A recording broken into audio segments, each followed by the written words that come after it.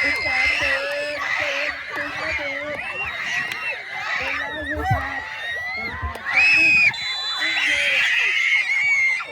การสัญญาณจับเชือกฟังสัญญาณนกหวีดจากกรรมการเดี๋ยวกันครับ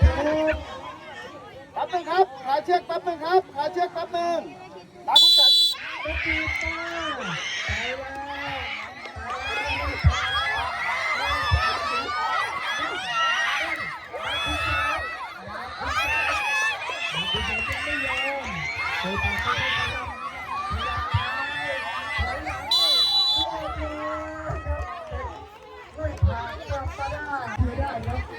รอฟังสัญญาณนกหวีดจากกรรมการ